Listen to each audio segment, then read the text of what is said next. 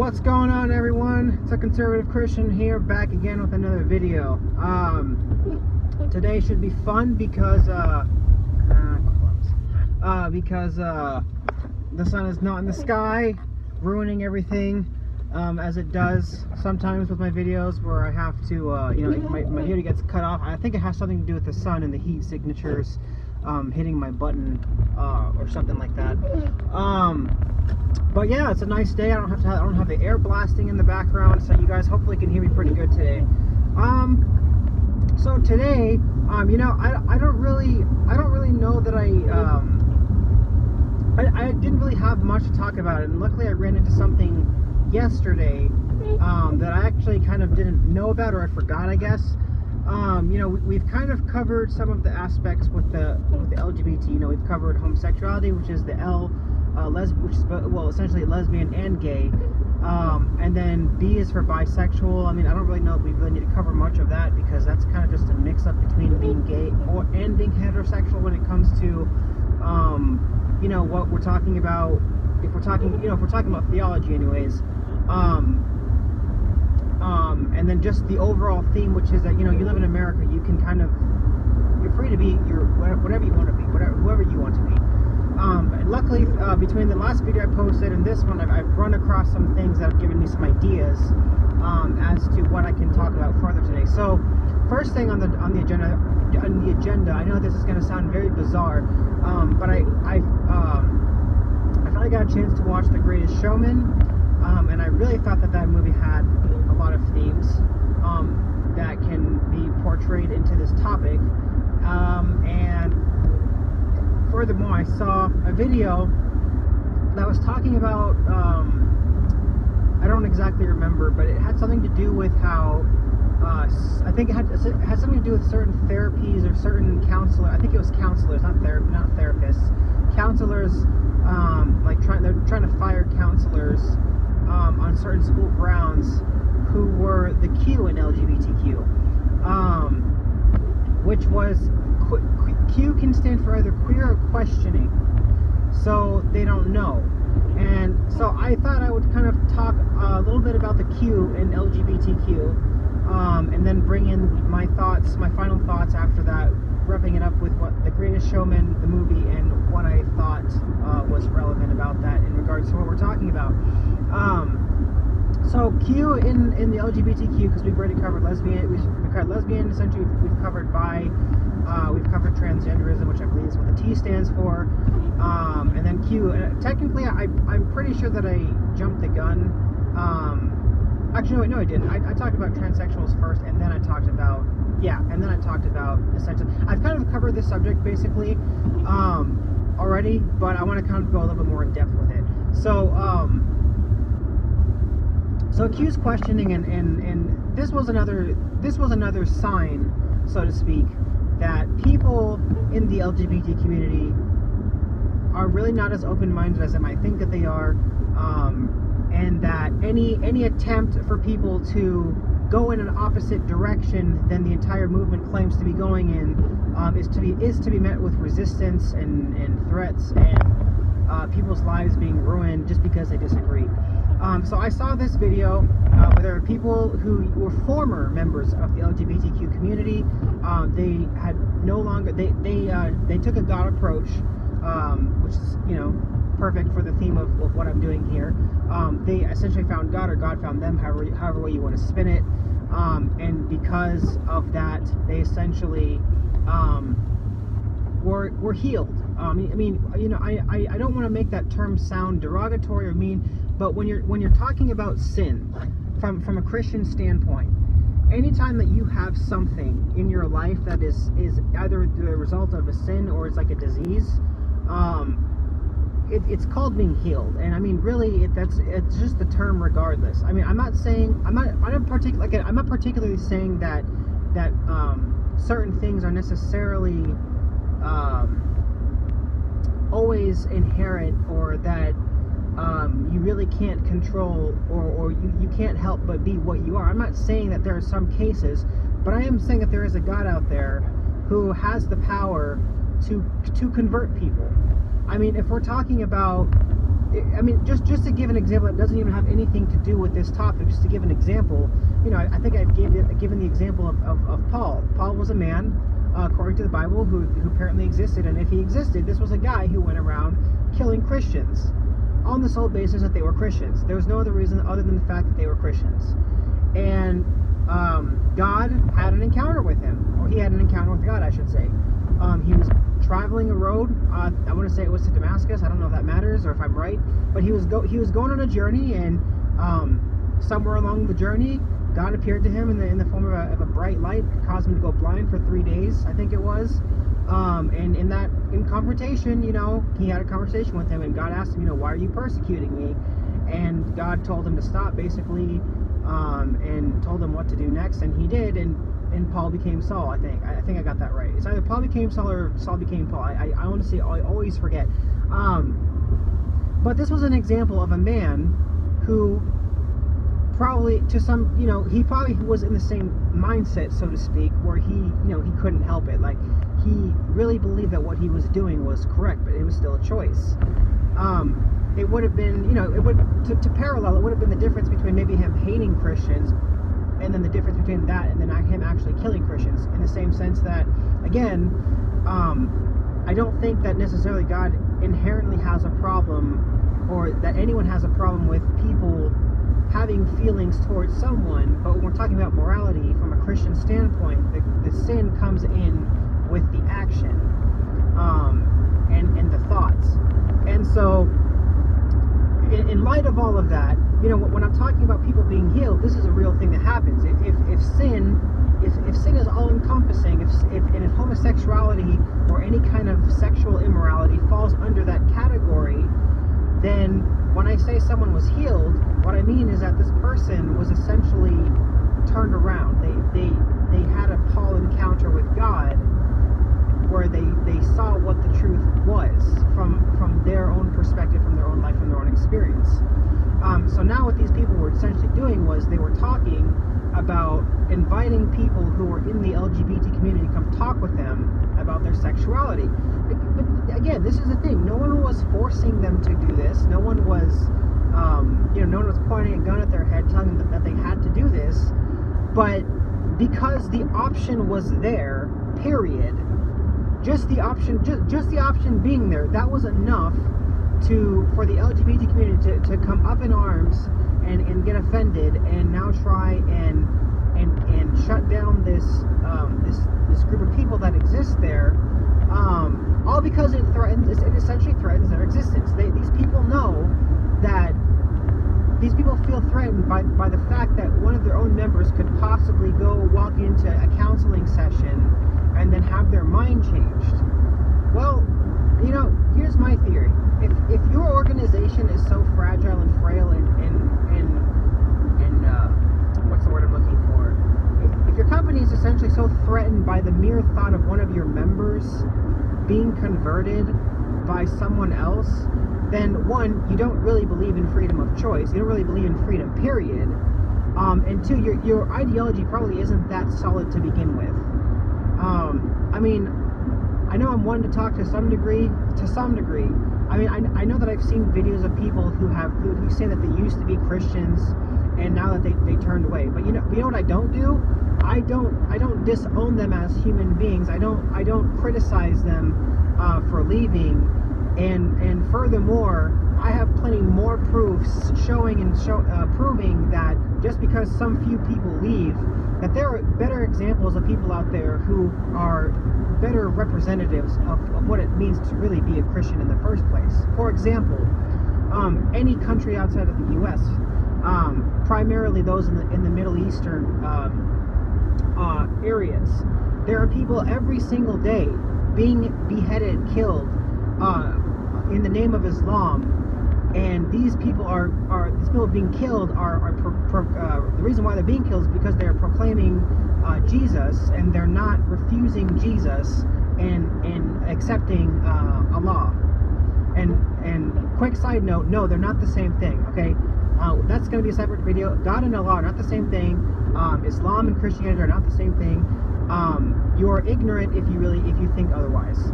Okay, and I'm not just saying this as a character attack. I'm not saying this to say that my argument is better. You do not have a good understanding of the difference between the two religions. I'm just going to leave it at that. But there are people out there who, even at the point of a gun or the end of a blade, are holding tightly to what they profess to be true. And really, the only reason there's a parallel to be made here.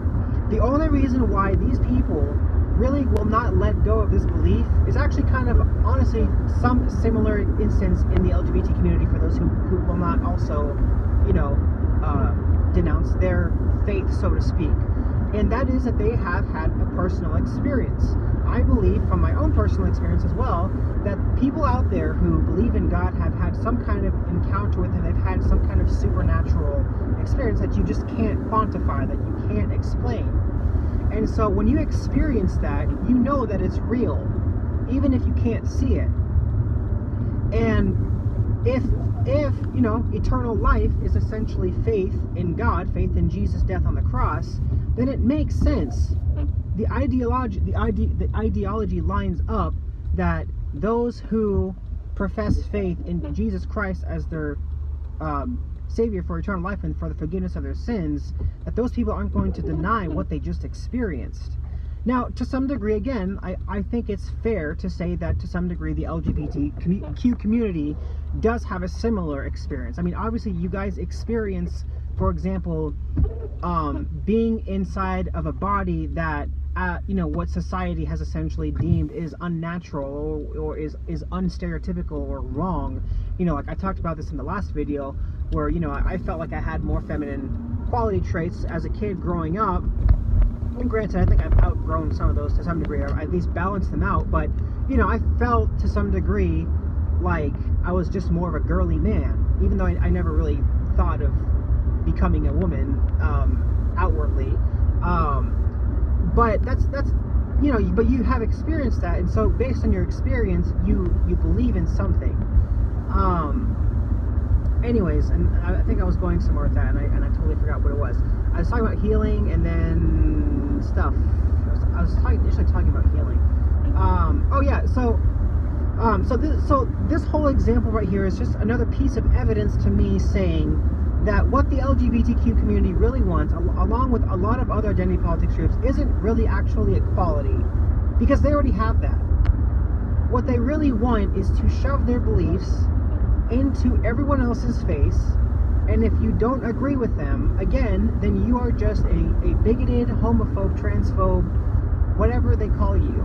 Okay, the first example was when Trump decided not to light up the White House with the rainbow flag, and they flipped the shit over that, and now it's because a very small group of people at a campus, I don't even remember where it was, this was at the college campus, there's a very small group, like, I don't know, like 10 of them, if even that, of people who are just literally there for anyone who wants to, by their own free will, by their own choice, walk through the doors and say, hey, I fit the Q definition of questioning. I would like to talk to someone about my confusion in my brain as to why I am born physically this way, but I feel a different way. That is literally what the Q stands for in LGBTQ, which is questioning. Yet when people actually act on that urge, when they say, I don't know if I agree with this 100% and I want to talk to someone about it, that's not one of you guys, they lose their mind. They disown them from the group. They outcast them. Just like that one person who is part of the group who accidentally, mind you, misgendered someone. Do you see what the problem is here? Do you and again, if I'm not saying, okay, I want to make sure that I always make this perfectly clear. If you're one of those people right now who looks at the LGBT community and just shakes their head in disbelief, I'm not talking to you.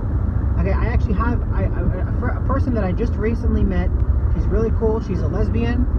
I became friends with her on Facebook. She posted a thing on Facebook showing the blatant hypocrisy of some of the extremists within the LGBT community, which is essentially that if you think differently than the group, then you're something's wrong with you, or that you're not part of the group anymore.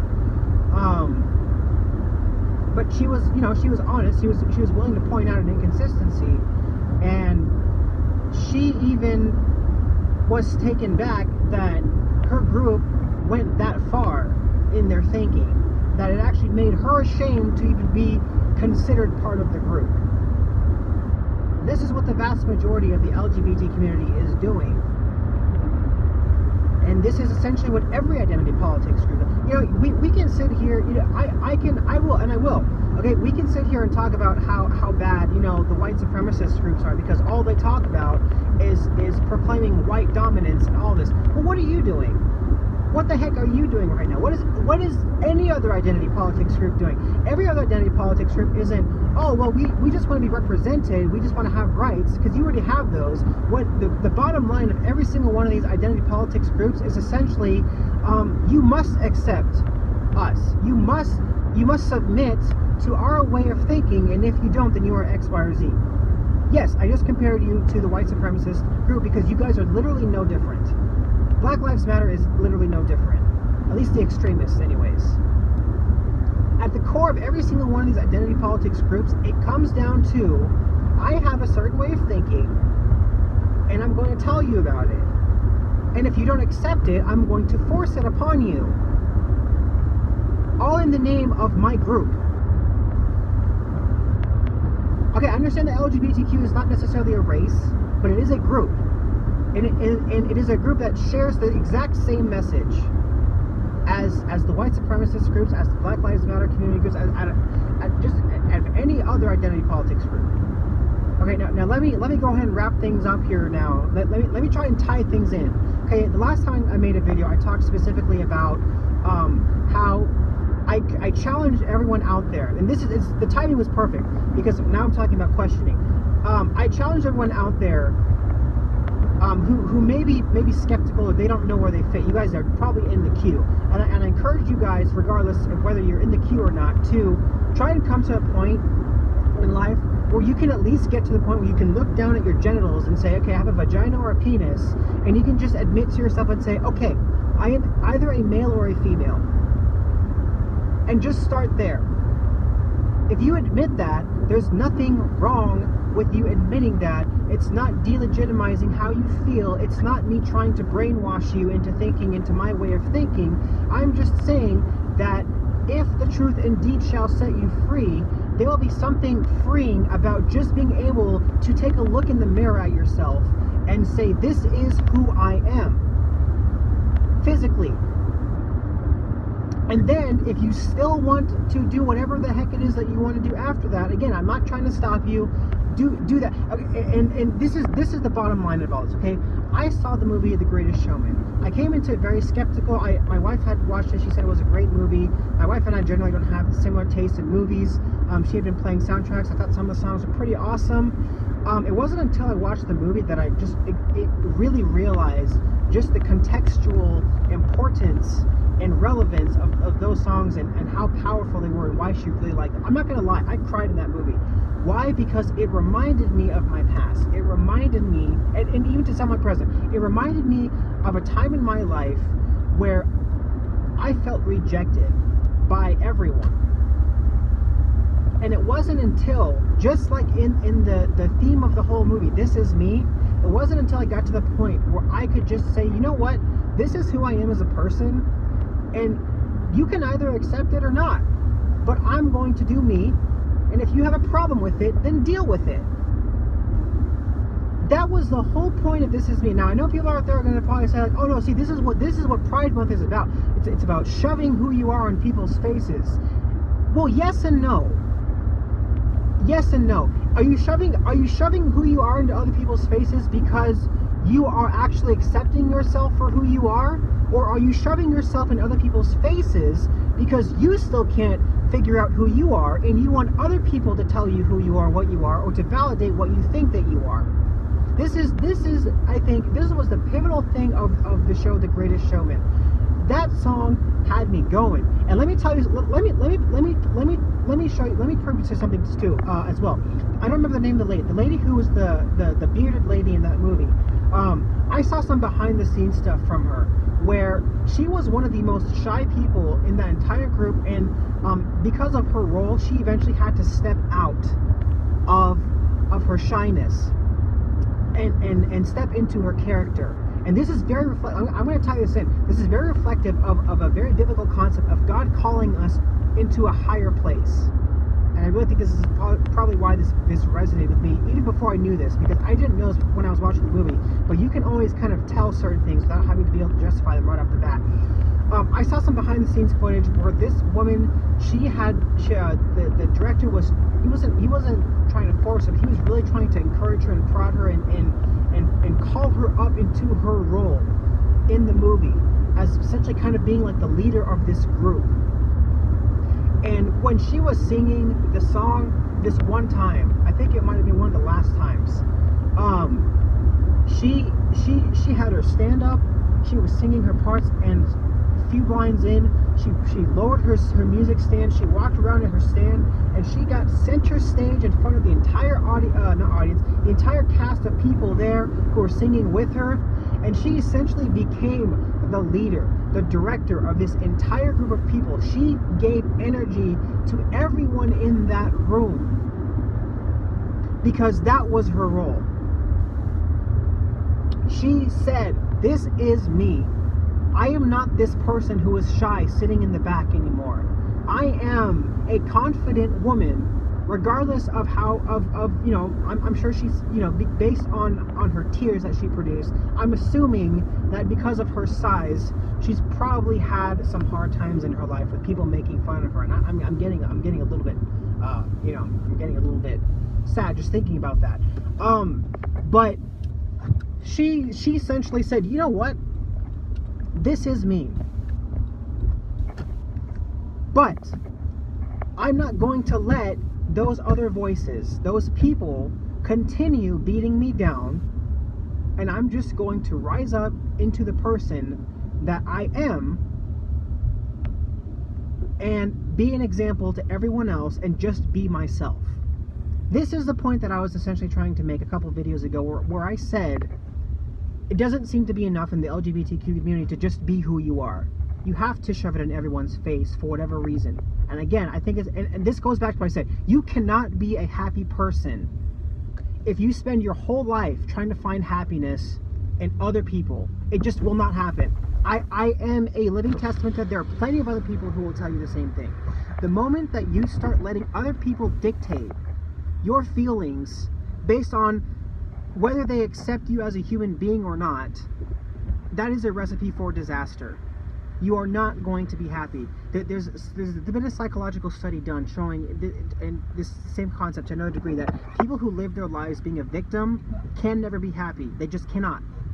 It has, I don't know the science behind it or whatever the case may be, but there is a chemical process that goes throughout your brain that when you live in that kind of state of mind, it is literally impossible to be happy. When you live your life being a victim of your own making, not an actual victim, although that is true also, but a victim of your own making especially, that you cannot be happy, and you will not be happy. Give me 1 second here because I gotta do something real quick. How you doing, sir? What's up, sir? How you doing? I'm good, how are you? Not too bad. Great day. Thanks, you too. And so the timing on all this was just perfect. And so this is my question to everyone out there, or I guess my challenge again.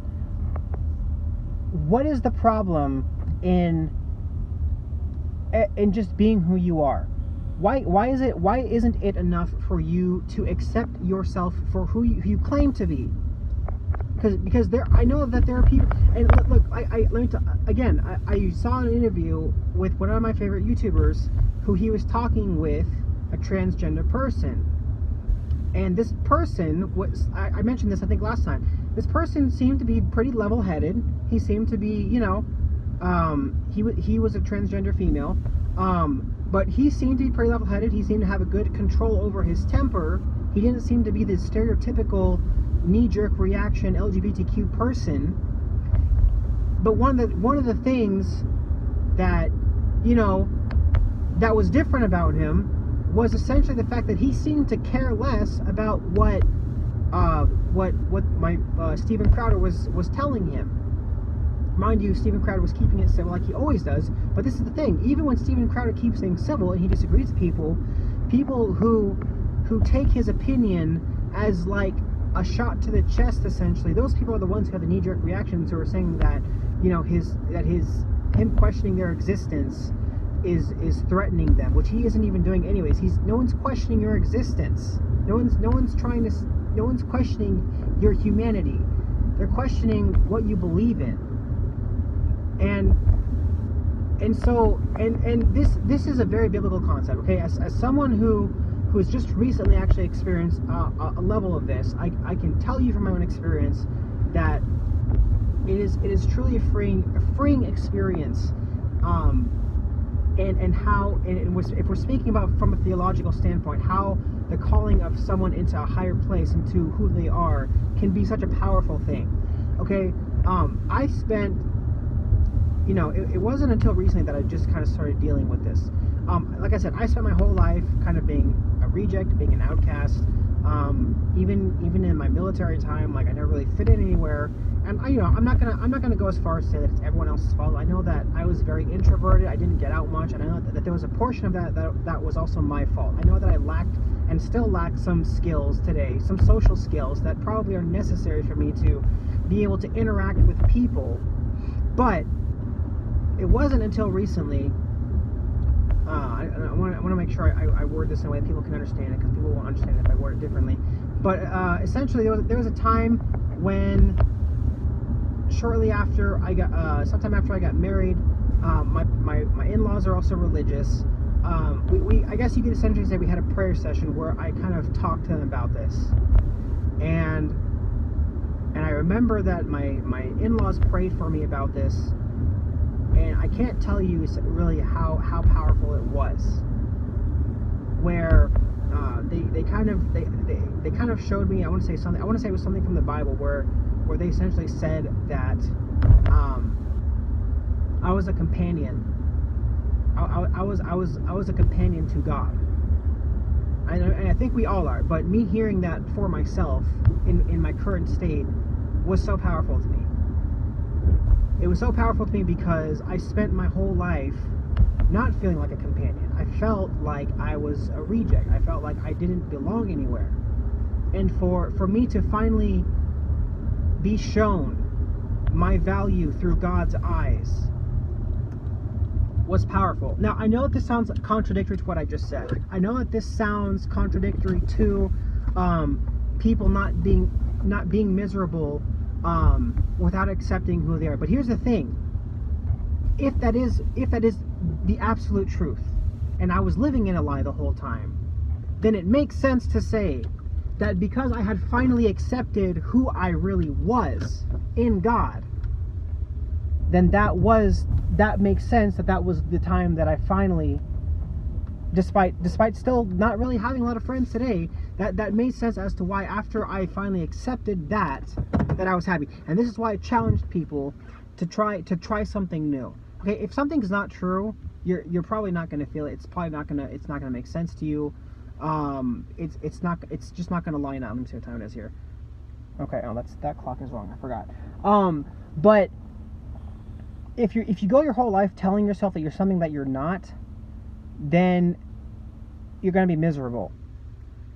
And that's why, I encourage people to get out of their box, to try new things, to see. And again, this comes back to what I said in the last video. This is really why I believe that 80% of people who are part of the LGBT community who grow up, once they hit adolescence or some years after that, they finally just come to the realization, they just accept who they are as a person physically, and their life just changes after that, and then they live a normal life. Why? Because they've been living in a lie their entire life. They've been living in this creation in their own mind where they think that there's something that they're not. And this is really the message that I'm just trying to get out to everyone out there. So so that's why I'm saying, look, try something. If you just feel somewhere deep down inside your soul that you just truly were the wrong gender born or gender born in the wrong body, I encourage you to, again, see what you actually are physically and admit that to yourself.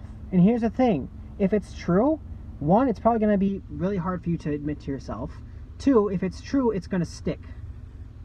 It's going to stick, and it's going to bother you the rest of your life until you can admit it. And it's even going to stick even afterwards. Even if you accept it and then you try and go back into your old way of thinking because you're not sure if it was right, it's going to stick with you. But here's the thing, it's going to stick with you regardless of which one you do. So you might as well try and at least run into the fire and see if your shield holds any ground, if if your armor has any bearing, and I guarantee you guys that it's going to be really hard to do. Well, I gotta go soon, so I'm gonna try and wrap this up. I remember kind of talking to one of my NCOs. That's basically a term for military personnel. He was essentially a boss of mine, just to put it in more relatable terms. A boss of mine who was over me in the military. And I remember talking to him with some of this stuff at the time. I told him, I don't remember what the context was. I don't think I used so many words, but I just kind of said like, hey, I felt down, or I didn't feel accepted or whatever. And he told me something that I never did until sometime later, and it always stuck with me, and I still remember it. He said, this is going to sound really dumb, but you should do this every single day when you look in the mirror and see if it doesn't make a difference. And what he told me to do was look in the mirror and look at yourself in the mirror and tell yourself, I love you. Now, I understand the concept of what he was going for. I don't personally agree with that. But what he was essentially trying to do was he was trying to get me to accept myself, who I was and where I was at. And this is an important thing too. Okay, I think it's very important to accept who you are, and just own it. Again, even if you're like, okay, I'm going to try this. I'm going to try and accept what the gender that I am. I tried that, but I still want to keep going this way. Okay, well then do that. But here's the thing. Accepting who you are is only part of the thing. Is only part of the process. It's kind of like the whole Alcohol Anonymous. You have to. The first step to solving any problem is admitting that you have a problem. But that's only the first step. When it comes to this topic, if there truly is something, I guess, wrong with you, or if there is a problem there, not saying that there's anything wrong with you on how you are and how what you like, but that there are conflicting things going on there. If there is a problem in your head somewhere that comes to just the way that you process thoughts, not necessarily that you're not. I want to make this very clear. I'm not talking about the fact that you're transgender. I'm talking about the way that your brain processes things, because again, like I said, the suicide rate of the transgender community is high, and I'm talking about people who never say that they're transgender, people who have the surgeries, all that stuff. The suicide rate hardly changes if you do any of those factors. And so, sorry, I lost my train of thought there because there's someone walking by me here. But that's the first step in solving the problem. If there's really something wrong there, if there's something in your head that's just causing this depression, it could be that you're bullied. It could be a number of things. But if that's what you want to tackle, then you have to be willing to admit that to some degree, the things that you have might be self-inflicted. Okay, I had some self-inflicted wounds when I was going through this phase. I know that I did. And I would even go as far as to argue that these self-inflicted wounds were the main reason why I may have processed certain thoughts in a way that led me down this destructive path, and how I thought towards people and how I interacted with them and how I maybe felt like I was being rejected when in reality I probably wasn't. And so all I'm saying is that based on the movie, like obviously these people were born a certain way in the movie, I get that, but admitting that you have a problem, if you have a problem, or admitting that there's something wrong is only the first step. And you still have to be willing to take steps after that to try and better yourself as a person in order to become a better person. And I don't think that can happen until people can be truthful and honest with themselves, with who they are and what they are at. This is a different subject. I'm just going to mention it briefly. This is one of the things that I hate about this narrative being thrown out there, that if you can do anything out there that you want to do. I don't think that that's possible. I think that's a bunch of crap. I think that you are confusing kids down the road into thinking that they can literally do anything that they set their mind to, which I don't think is possible, because not everyone can actually set their mind to do anything that they want to do. We all are privileged, so to speak. I believe that we're predispositioned to certain attributes that we should pursue those things, because not only will they come easier to us, but we'll be better at them, and we'll make a bigger impact in the world based on our abilities. Anyways, but it's the same concept. And so I guess in closing, you know, what I took out of The Greatest Showman that I really want to encourage people to do is, if what you're actually talking about when it comes to how you're being oppressed is just that people just don't accept you for who you are, or they look at you weird, kind of like they did in the movie, I would say, you know what, just be like that group of circus people. Just like, you know what, this is who I am.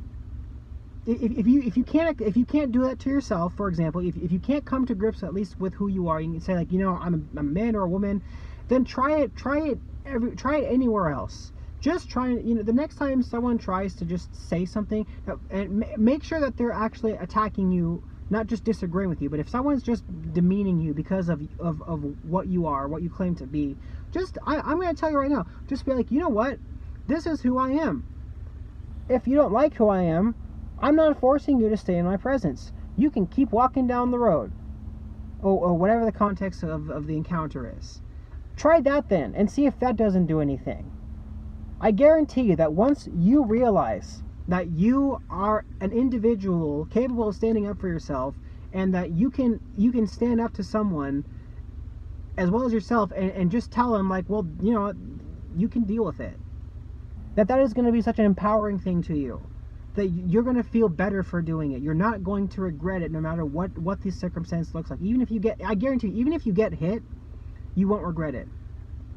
Okay, I don't know anyone who ever stood up for their wife, you know, for another guy calling her a whore or a slut, and then him getting into a physical altercation. You know, I don't really recall any specific instances similar to that where the guy really regretted standing up for his wife, or how our forefathers stood up for our rights, you know, despite some of them getting killed and the challenges that they faced. Walk into the battle. Once you walk into the battle, you will realize what your power really is, who you are, and what you're capable of. And you will be able to shake off these people who are literally just calling you names, if that's all they're doing. And honestly, if they're bullying you, I encourage you to take karate or do something. Stand up for yourself. Stand up for yourself. That is the biggest thing I can tell you. If anything out of all of this, The Greatest Showman, watch it if you haven't. It's a great movie. It's about self-empowerment. It's about being who you are. And if nothing else that I've said has convinced you or has resonated with you, then that's the last thing I can really tell you. Do not be afraid to stand up for yourself. Do not be afraid to be who you are. Don't let people tell you what you can and can't do. If you're someone who really thinks that you're a woman when you're a person with a penis, do your thing. Tell them that they can deal with it. Okay? I'll stand next side to you. As much as I disagree with your lifestyle, again, I don't believe in dehumanizing people. I believe in people as individuals. I believe that that God loves everyone, so why shouldn't I try to, at least? And so I might disagree with some things that we believe in. You might disagree with some things that I believe in. But if you just need someone to stand alongside you, maybe for the first few times, because you want to, maybe you're a little bit shy to stand up for yourself by yourself the first few times, I'm there with you, especially if someone's bullying you physically.